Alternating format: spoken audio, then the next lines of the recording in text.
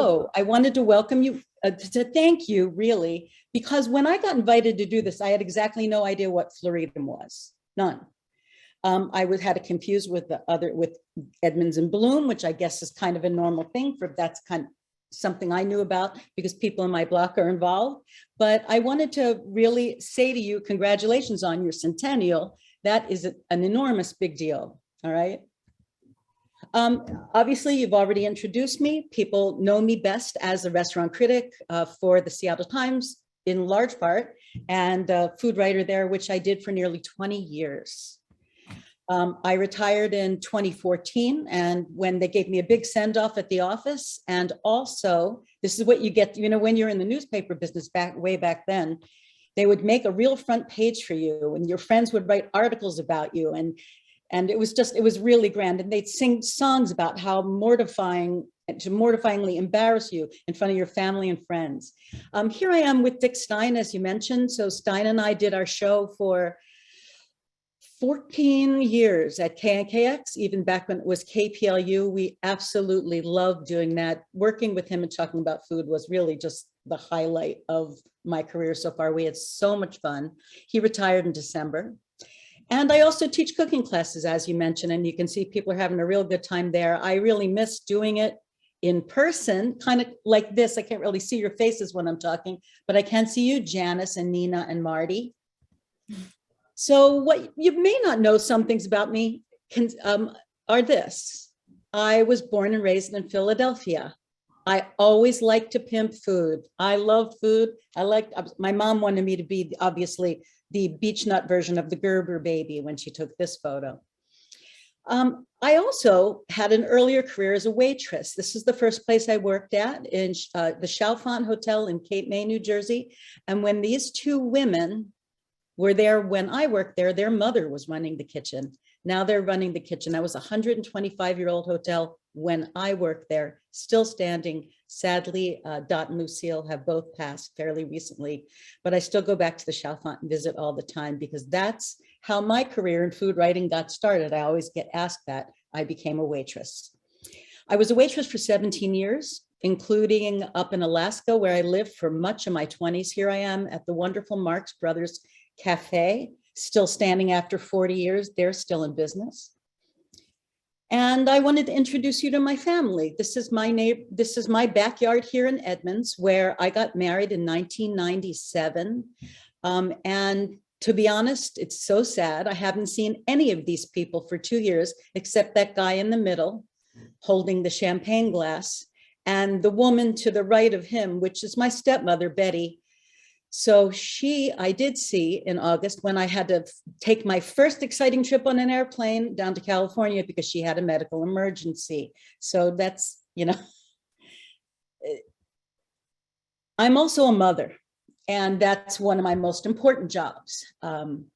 It's been tough over the last couple of years because my son went to college in British Columbia, and he was up there about 40 minutes south of Whistler in Quest for 4 years. Then COVID came and we didn't get to see him. And he went off to London to go to college, to grad school for a year. There he is in happier days when he was tiny and he was helping his dad feed the birds and the squirrels and the wood rats. So then came more recent times when COVID became a reality for all of us. And it was hard for somebody like me because I'm a very, very sociable person. Drives my husband, who's, a real homebody, crazy, how much I enjoy being around people. I spent a lot of time walking here in Yost Park. I did not meet up with these gals, my book club friends. And I really missed being in their gardens and eating dinner and talking about books, which we now do like this, same way we're doing this right here. I know you can feel my pain. I have a great neighborhood. I live on Spruce Street, and here are some of my neighbors several years back enjoying ourselves on a 4th of July. And here was the first COVID 4th of July when the neighbors all, we came out in our masks and sat apart from one another. And this was the year there was no parade downtown for the first time in anyone's memory. And it would have been horrible for the kids, except they're fortunate to live on Spruce Street where we had our own parade. There's the kids coming my way on their bicycles. This was our first COVID 4th of July. So during that entire time, it's amazing to me when I think of how often I dined at restaurants, even in my dotage year. I love to dine out, but boy, was I ever cooking, like I'm sure so many of you are. And I comforted myself with roast chicken. I turned into a sourdough nerd where I was making sourdough constantly, nonstop sourdough everywhere. I got smart at the end of that first summer and I said to my husband, we better get one of those heaters for the backyard because nobody's coming into the house, and nobody did.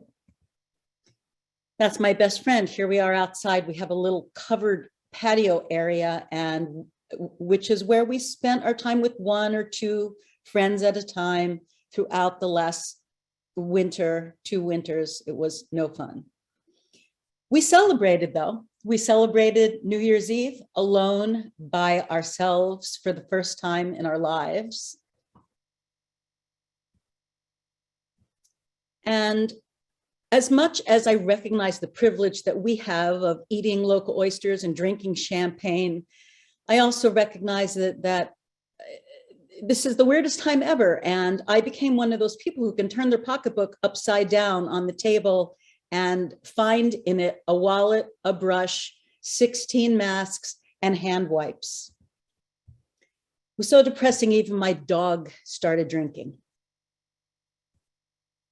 My other dog, appropriately named Doug, spent most of his time outdoors. Here's what he dug up. Gardens are a wonderful thing. The first dog Mac and I had together was a husky mix, and she buried everything, including all our son's socks and all of his toys. And last year, it's just a fascinating thing for me. Doug dug up one of Nate's toys from when Nate, by the way, is 23 years old now. So you know how long that's been somewhere in my garden? He also knocked that one off. He celebrated Easter, I am not making this up, by killing the Easter bunny this year. Now, I know all of us are getting ready to celebrate Thanksgiving next week, and I wanted to point out that this is how we celebrated Thanksgiving when I was a kid. That's my Bubba Lil with the white dew and my Aunt Joan next to her. Those are my 3 siblings. And I don't know if you can see it because I see you, but maybe you can see my stepfather to the right, can you? Yeah. Oh. Here's how we usually celebrate Thanksgiving. We go to Orcas Island, we take our little boat, we go crabbing, and it is really the happiest time of the year. Our son's come down from college the last 4 years, except for this one. He brought his friends. We have our own friends there. It's just a really wonderful, wonderful holiday. Last year, I made the smallest batch of my favorite cornbread stuffing with apples from everyone's favorite book, The Silver Palette. And that was definitely the smallest one I've ever made. It's also the smallest turkey I can recall making in, I don't know when, just the 2 of us.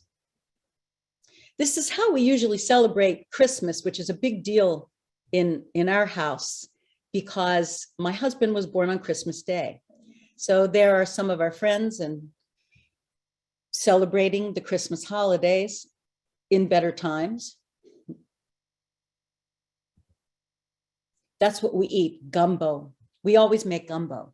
And I wanted to let you know that if you were interested in making gumbo, you can walk into PCC, any of the PCCs right now, and get the PCC Sound Consumer. And in it, on the back page, is an article I wrote about our festive holiday occasions, gumbo, and how it's migrated into our Thanksgiving, the ways in which it's migrated into our Thanksgiving vacation, our Christmas birthday dinner, and also, more importantly, there's a $10 coupon at PCC in that Sound Consumer if you pick one up. But the one thing I wanted to talk about was that amidst all this weirdness that we've all been dealing with, was the silver lining and the rainbow. There's a rainbow. If you ever drive up Spruce Street, that's my house, the purpley one. I like to say it's painted like eggplant with edamame trim. Once we got vaccinated, that made things even better. I'm waiting to get my third real soon, I hope. But this is the thing I wanted to talk about most. It's that this time has become a gift for someone as fortunate as I am to live in a place as wonderful as Edmonds. And that gift has come as we share so many things with our neighbors and friends. One morning I'm having coffee, I go out to get the newspaper and I find 3 eggs, still warm, doesn't get any fresher than this, from my friend who lives downwind of me here, who took that beautiful photograph of the rainbow and sent it to me. I have friends from all over that just feel like when they come to my house, they have to bring me fresh eggs from their chicken or fresh jam, which I know that you folks trade and share during your bake sale. What do you do with all those eggs? You know, I always wonder, what can you do with so many eggs? You can only make so many omelets. I make pasta. So here's a nice egg pasta that I turn those eggs into, like that, starting with a little flour and a lot of beautiful eggs. And next thing you know, you have enough pasta to share with your friends and neighbors. This is my neighbor, Julie. She started coming by my house all the time with big batches, like mason jars full of soup. She's a big, like old hippie soup maker. And they were these delicious she does, what does she call it? Refrigerator soup. When you just take it, it's like stone soup. You just take everything out of the refrigerator and make something delicious. So in turn, she got jam from me and home baked biscuits and a wonderful local cookbook that I was sharing with her. One of my neighbors came by with kimchi, which I love. And then there was the thing like, what do you do besides cook and bake and cook and bake? Well, if you're me, you spend way too much time on ancestry.com. And that's where you find out that you have a cousin, a first cousin, that you barely heard of and never met. She found me. It wasn't one of those first cousins that I do have, by the way, that I would like to meet someday and no one talks about. It's actually this cousin, her name is Helene, and I share the same great-grandparents. Because my folks were divorced and she lived elsewhere, and they were divorced when I was little, I didn't spend a lot of time with that side of my family. So it was a huge gift to become friends with cousins I didn't know. And this cousin in particular has her own farm in Rhode Island where she makes badass honey. So last Christmas, I got this wonderful gift of 2 of these delicious honey jars that I'm almost done with the first one and just cracking into the second one because I save those for special occasions. My sister sent me a gift, and this is only a gift that a Philadelphian can love. As you can see, she knows I like to bake bread. She knows I love tea towels, or tails, as that was a slip of the tongue because that's what I used to say when I was growing up. In Philadelphia, we said a towel, a kitchen towel. So that's my Philadelphia cheesesteak towel. But the best part about the gift, of course, was the wrapping paper that had hoagies and scrapple and soft pretzels. Speaking of soft pretzels, I met a woman during COVID time that is one of the best bakers I've ever met. And what's more, she loves to bake sweets. I wouldn't have ever met her. It's unlikely I would have met her if it wasn't these times. But I did, and about every 5 minutes, she comes to my door with something. These are some soft pretzels, and I'm telling you, they're the best pretzels I ever ate in my life. What a gift. But maybe the best gift of all, as much as we make fun of it, and I proved to you earlier how bad I am at it, is technology. So the gift of technology has allowed me to spend the last year, in which it's been 18 months since I've seen my son. He never got back over the border from BC and instead went straight to London, where he was in a studio flat studying at the London School of Economics, or economics, depending on where you're from. And he just called me early this morning to let me know from his home in Vancouver, BC, where he arrived 6 weeks ago, to let me know that he did graduate with a master's. Today he got his the return on his dissertation. So that's Nate. And my sister Sherry, who lives in Philadelphia. I grew up very close with her, and what a treat it was to be able to have them both, to patch the two of them in. When she called me, I was on the phone with him, FaceTime. Then she called me and we patched him in. I didn't even know you could do that.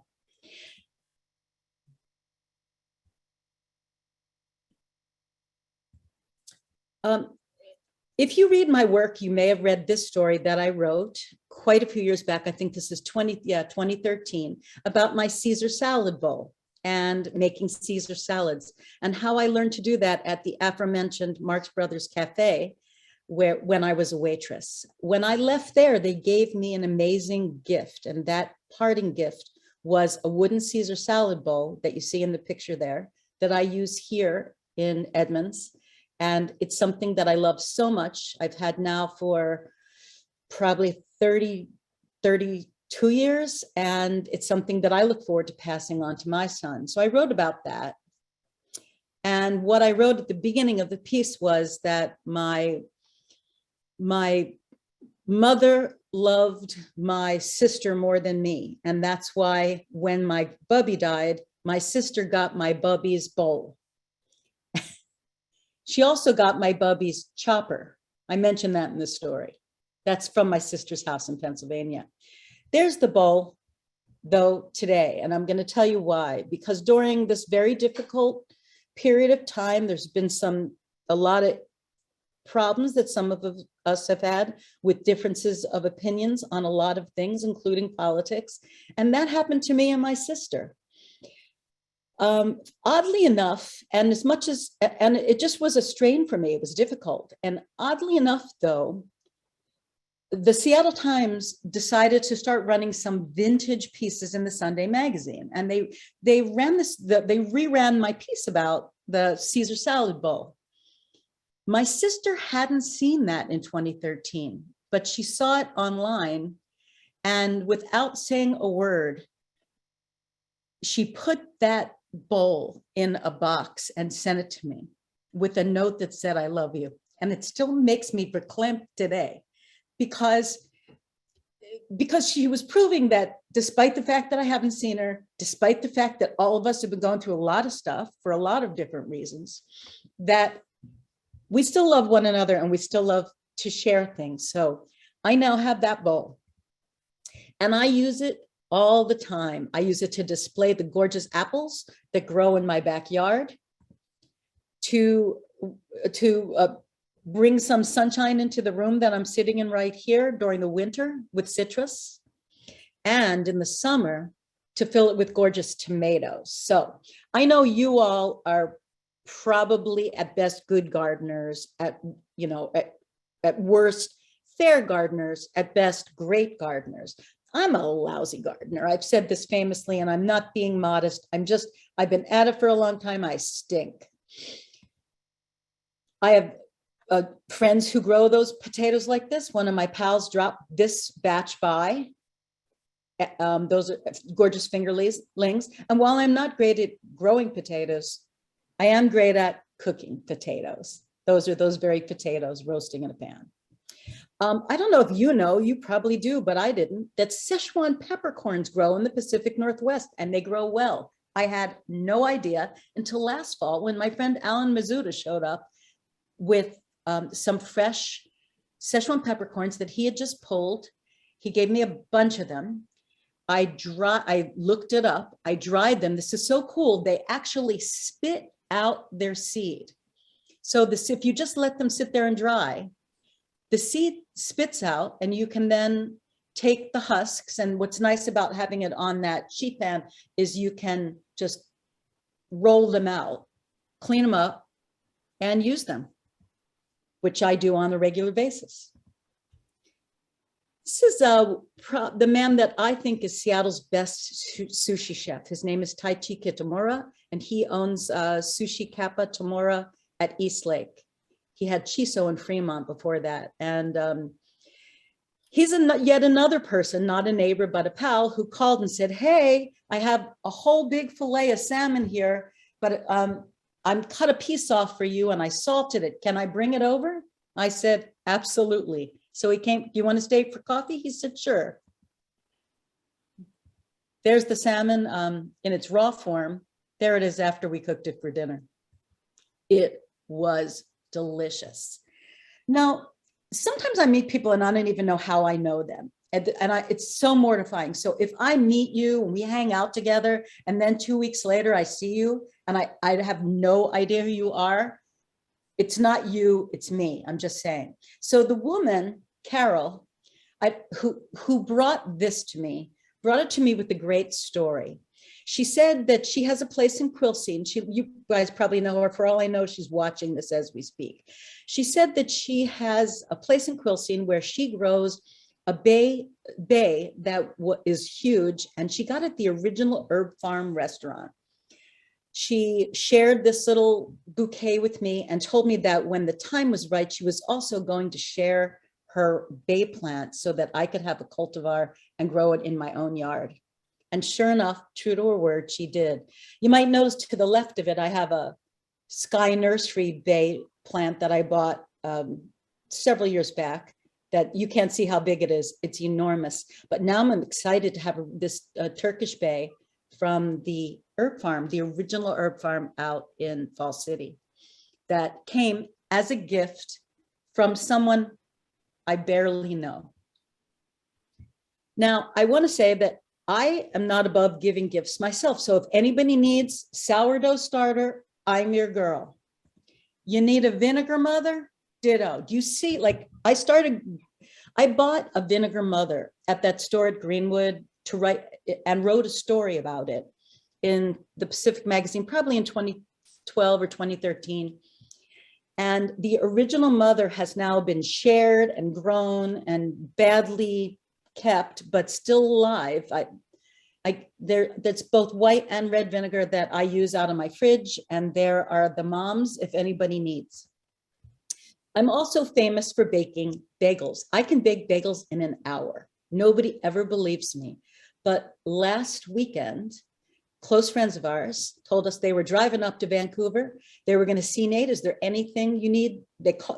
I found this out early on Saturday morning, and an hour and a half later, I mixed, rolled, boiled, and baked those bagels for my kids. So I've been giving bagels away for the last, ever since this all happened, when I was staying home, making bagels, teaching virtually. I teach a bagel class. And when I do it, normally when I teach it in the classroom, we all get to eat the bagels. We share them. There's extra, you bring them home. But no. Here, I make like 3 dozen to be able to show it at different stages. And then my neighbors really love me. They all get bagels. So do my friends.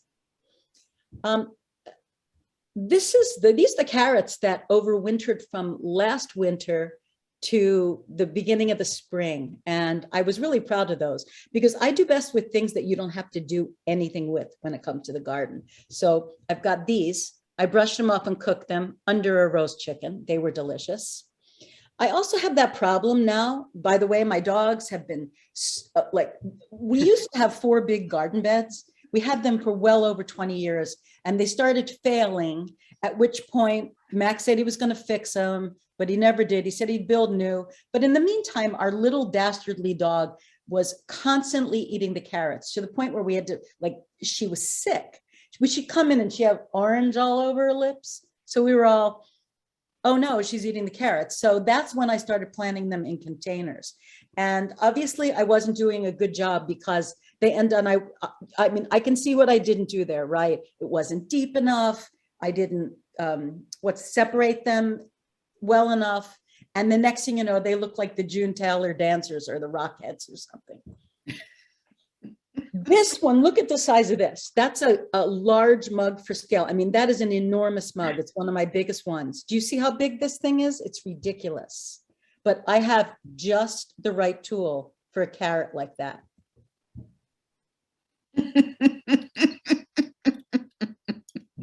Wait, hold on.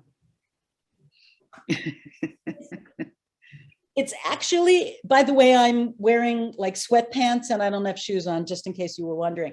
But I want to point out that this is not, it is not in fact like scale, right? It's a piece of art that was gifted to me by one of my close friends when she moved out of a bigger condominium into a tiny apartment. I always admired it. She said, "It's yours." Last spring, I got all excited, as I do every spring, about gardening, and I pulled up the 100-year-old radishes that wintered over, and the only thing I actually can grow, herbs. There's Mayakai, always has her nose in the garden. And I even like had a wonderful little, beautiful lettuces and tiny little English radishes, that breakfast radish, that were so delicious. I loved being able to go out in the garden and just pick some leaves and make something stunning for dinner. So here is what looks like a giant mess. What it really is 4 different types of wine grapes that were planted by us 25 years ago with 18 tons of morning glory and blackberries all on them. And I wouldn't cut the blackberries down this year because they were so prolific. We don't get much in the way of grapes, but boy, did we get blackberries. It was like never ending. I froze them. I just bought myself a food saver. And now I can make fresh fruit crostadas and all kinds of desserts throughout the winter. I'm probably proudest in our yard of our Montmorency trees, which we planted the year before we got married. My husband's from Chicago, which I think somebody who I heard speaking earlier had the same exact accent. They did that broad A thing that my husband does. We planted 2 Montmorencys, which started producing really swiftly. As a child, he went to Door County, Wisconsin, where those cherries are a big deal. And they've been really prolific ever since. The tree behind the one that you see in the foreground has actually stopped producing much, and I can't figure out why. Max says he thinks that it's the way the ground is there, but it's odd because it did for years and now it's just not. But it's okay because the little one in front of it makes up for it. We love those. I baked pies. I made sour cherry preserves, which is nice to be able to give to folks. And then there's my favorite, which is I use those sour cherry preserves on Blintzes. And in case you think, oh, Nancy Leson, she cooks everything from scratch, I want you to know that those Blintzes taste just like the ones my mom used to make by hand, and they're from Trader Joe's, and they're cheap too. When we planted those Montmorencys, we also planted a couple of apple trees. And if you bought 4 trees from Raintree, they gave you a free one. So just, on a whim, my husband bought something called Puget Gold apricots. And for the first 5 years or so, we didn't see anything. But as far as I'm concerned, it's the most beautiful tree in my yard. But about every 5 years, it'll start producing apricots. And they're some of the most incredible fruit I've ever tasted. And we just kind of like every year we kind of go there and we look up into the leaves and all of a sudden they start turning color. And we have had a bonanza of them over the years, enough that I'm able to make jam.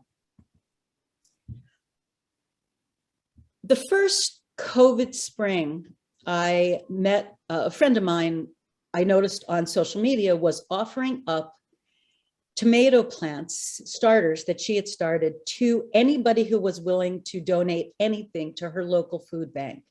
And I piped up and said I would, and she came over. We sat outside and had some distance tea, and I had those tiny little plants, which soon became really large ones. It was the first summer I actually ever was able to do well with tomatoes, maybe because I was paying attention for once. And those are the tomatoes that you see in my Bubby's bowl. I also have saved some tomato seed from my friend Kurt's farm on Vashon Island. He grows the most delicious ones I've ever tasted. But the interesting thing, the most important thing that I've done during this whole COVID time was join something called Community Loaves, which Janice had mentioned earlier. It started as a group it started by a woman named Catherine Curley, that's her in the middle here. And she lives in Kirkland. She got 4 baker friends together, found out she was able to gift Hope Link in Kirkland with some loaves. It was something she wanted to do to help her neighbors who need really delicious, nutritious bread at her local food bank. So initially there were 19 loaves of bread, 5 bakers and 1 hub. Today we have, I don't have those numbers handy. They were in the notes that I'm not looking at. We have nearly 1,000 bakers. We have 39 neighborhood hubs in 3 states. We're just moving into Idaho and Oregon, but here in Washington, we're doing extraordinarily well. You may have heard about this organization outside of today. Those are the gorgeous loaves there that I've been making. And during that time, I really learned to perfect sourdough in a way I never was able to before. So I have 45 Edmonds bakers right now. And you may have seen this photograph in the Edmonds Beacon with me holding up the loaves. I did not make those all. I fill boxes twice monthly and drive them now over to our Edmonds food bank. What began as like with the one food bank, now we're delivering each neighborhood to their own food banks. It's really fabulous. And in fact, Edmonds is doing so well that the Edmonds food bank can only take 125 loaves for their seniors. And I now have any spillover I have to bring to the Shoreline Hope Link.